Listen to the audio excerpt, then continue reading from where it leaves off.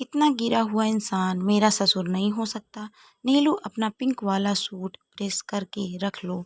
उन लोगों ने शाम 4 बजे का टाइम दिया है, तब तक पूरी तैयारी होनी चाहिए। माँ नीलू को समझा रही थी। नीलू सुंदर, समझदार और पढ़ी लिखी 22 साल की लड़की है।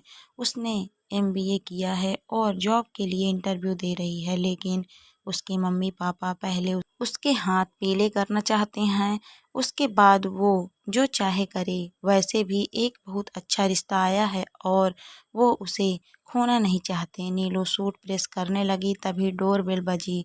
उसने देखा निशा आई है। वो उसके गले लग गई। निशा ने उसे मिठाई का डिब्बा पकड़ाते हुए बताया कि उसकी दीदी का रिश्ता पक्का हो गया है। नीलू ने उसे बधाई देते हुए बताया कि उसके मम्मी पापा तो उसका अभी से बैंड बजाना चाहते हैं। तभी मम्मी पापा आकर उसे बधाई देते हुए और कहते हैं, निशा बेटी, तुम ही बताओ, इतना अच्छा रिश्ता आया है।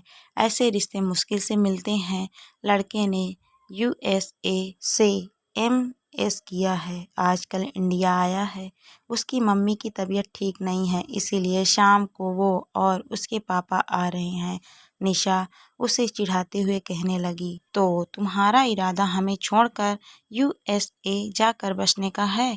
निशा उसकी बहुत अच्छी दोस्त है। एक हादसे की वजह से वो थोड़ा सा लंगड़ा कर चलती है। नीलू ने मुस्कुराते हुए निशा को शाम तक रुकने को कहा। खाना खाकर दोनों दोस्त बातें करने लगी। नीलू ने बताया वो अभी जॉब करना चाहती थी, लेकिन मम्मी पापा के विरुद्ध जाकर उन्हें नाराज करना उसके बस में नहीं है। लड़के से उसकी बात हुई है। उसे शादी के बाद मेरे जॉब करने से कोई प्रॉब्लम नहीं है। शाम को जैसे ही गेट पर गाड़ी के हॉर्न की आवाज़ आई, दोनों दोस्त खिड़की की आड़ से नीचे झांकने लगी। बड़ी सी कार का दरवाज़ा खुला और एक हैंडसम से लड़के ने बाहर कदम रखा। नीलू के चेहरे पर खुशी की चमक आ गई। निशा ने भी खुशी से चहकते हुए थम्स अप किया। तभी दूसरी तरफ का दरवाज़ा खुला। उसमें से उसके पापा बाहर निकले। उन्हें देखते ही निशा की आंखें फटी रह गई। वो धम से बिस्तर पर आकर बैठ गई। क्या हुआ?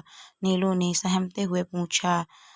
उसके मुंह से आवाज नहीं निकल रही थी। नीलू पानी पिलाते हुए उसके माथे पर आए पसीनों को पोंछने लगी। तभी उसकी मम्मी ने दरवाजे पर थपथपाते हुए कहा, नीलू, वो लोग आ गए हैं। मैं चाय तैयार कर रही हूँ, जल्दी से तैयार होकर नीचे आ जाओ। उसने दरवाज़ा खोलते हुए चिंतित स्वर में कहा। मम्मी, निशा की अचानक तबीयत खराब हो गई है। क्या हुआ निशा? माँ ने उसके माथे पर हाथ रखते हुए पूछा।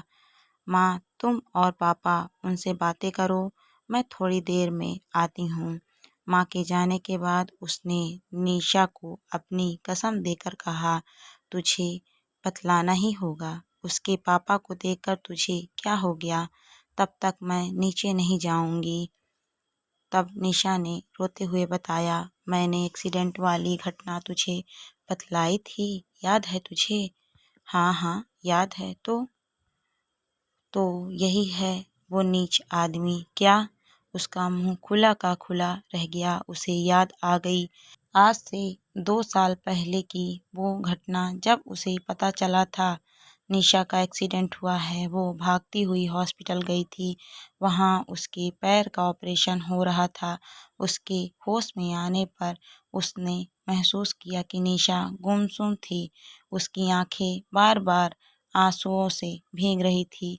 जाने क्यों नीलू को उसके चेहरे पर दर्द से ज़्यादा दुख, घृणा, विद्रोह और बेबसी नज़र आ रही थी। थोड़ा ठीक होने पर पता चला ऑपरेशन कुछ गलत हो गया था, जिससे उसके पैर की लंबाई में मामूली सा अंतर आ गया था, जो चलने में थोड़ा महसूस होता था। साथ ही चंचल और बातूनी निशा काफ़ी खामोश हो गई थी।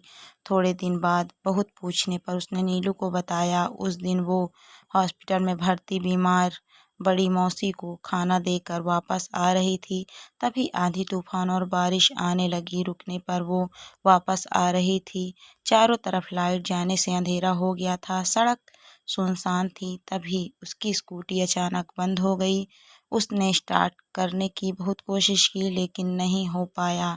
तभी जाने कहाँ से एक कार उसके पास रुकी।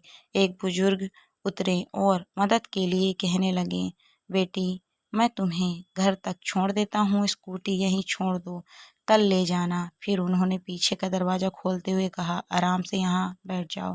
थैंक यू अंकल बोलकर लाचार निशा जैसे ही बैठी, उन्होंने उसे सीट पर जबरन गिरा दिया और ज़बरदस्ती करने लगे। निशा इस अटैक के लिए तैयार नहीं थी। वो गिर पड़ी और चिल्लाने लगी, लेकिन वहाँ दूर तक कोई नहीं था। अचानक उसकी चेतना ने उसे जागृत किया और उसने उसके मुंह में नाखून से चिरोटे मार दिए। साथ ही पूरी ताकत से लात मारी और छूटते ही भागने लगी, बिना पीछे मुड़े। भागते भागते वो एक ऑटो से जोर से टकरा गई और ऑटो का पहिया उसके पैरों पर चल गया।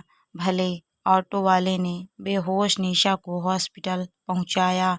होश में आने पर निशा से पूछकर उसके घर बताया गया। निशा ने अपने मम्मी को सारी बात बताई, लेकिन मम्मी पापा ने बदनामी के डर से किसी को कुछ भी नहीं बताने से मना कर दिया। नीलू का मन घृणा से भर गया। क्या मैं ऐसे इंसान के घर अपनी दूसरी जिंदगी बसाना चाहूँगी? क्या मैं उसे कभी पिता समान इज्जत दे पाऊँगी? उसका दिमाग शून्य होता जा रहा था। दोनों दोस्तों ने बात की, तभी मम्मी उसे फिर बुलाने आई। नीलू ने निशा को थोड़ी देर बाद आने को कहा और सीधे ड्राइंग रूम में चली गई। अभिवादन करके उसने देखा लड़के के पिता के चेहरे पर लंबे चिरोड़ों के निशान पड़े थे। उसने सीधे पूछ लिया, अंकल आपके चेहरे पर ये निशान कैसे? एक बार तो उनका चेहरा एकदम फक पड़ गया, फिर बेशर्मी से बोल पड़े, एक बार गिर गया था तो लग गई है थी, फिर तो शीशा आपको जिंदगी भर गिरा हुआ महसूस कराता होगा। वो रोष में बोल पड़ी। खिसियाई हंसी हंसने लगे वो, लेकिन बाकी सब चौंक गए। ये लड़की क्या बोल रही है? बाय द वे आप कहना क्या चाह रही हैं नीलू जी? लड़के ने पूछा। तभी निशा ने तमतमाए चेहरे लिए प्रवेश किया और बोल पड़ी, ये नाखून के निशान हैं। उनका चेहरा सफ़ेद हो गया। उठते हुए कहने लगे, मुझे कोई ज़रूरी काम याद आ गया है, हमने लड़की देख ली है, घर पहुंचकर जवाब देते हैं। कहते हुए उन्होंने लड़के को चलने का इशारा किया और बाहर निकल गए। चाय का कप नीचे रखते हुए लड़के ने भी हाथ जोड़े और बाहर चला गया। मम्मी पापा ने दोनों को डांटते हुए कहा, ये क्या बदतमीजी थी मम्मी, गिरे हुए इंसान को सबक मिलना ज़रूरी है। मैं यहाँ शादी नहीं करूँगी, कारण किसी और दिन बता दूँगी। नीलू ने राहत की सांस लेते हुए निशा की तरफ देखा। उसके खामोश चेहरे पर आज कुछ राहत की शांति थी। थोड़ी देर में लड़के का मैसेज आया, आज ये सब क्या हुआ? ये मैं समझ नहीं पा रहा हूँ मैडम, मुझे क्षमा करना, लेकिन इस बात का जवाब अपने पापा से मांगना और तुम अपने लिए कोई और लड़की देख लो। हमारे रास्ते अब अलग हैं। नीलू ने मैसेज का जवाब निशा को दिखाते हुए दे दिया। दोस्तों कहानी आपको कैसी लगी कमेंट करके ज़रूर बताइए। कहानी अच्छी लगी तो वीडियो को लाइक शेयर करें। अगर आप मेरे चैनल पर नए हैं तो प्लीज़ मेरे चैनल को सब्सक्राइब भी करें। Thank you for watching my video.